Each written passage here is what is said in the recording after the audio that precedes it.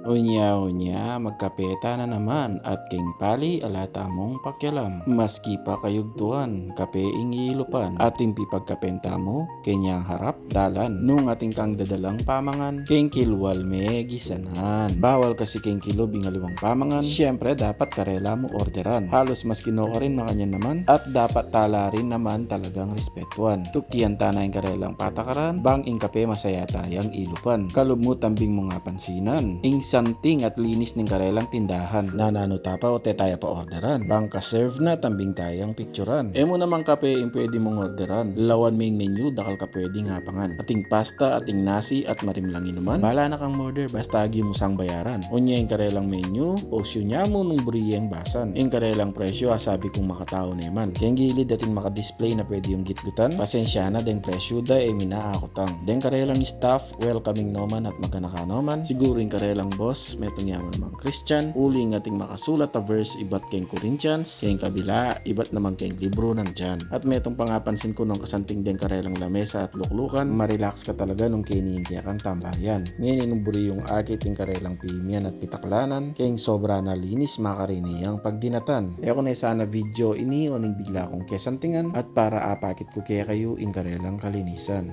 Kabang panayan mi ingin order min pamangan, ing kape na bagya-bagya tayang ilupan. M5 Cafe ya pala yung kaya kami nga labasan. Kenyang gatchawin araya at ken mismong pidadalanan. Ako man malili nung buriyang puntalan. Hanggang na kayo ni kaluguran, ing pa mag-follow, sana kakalingwan.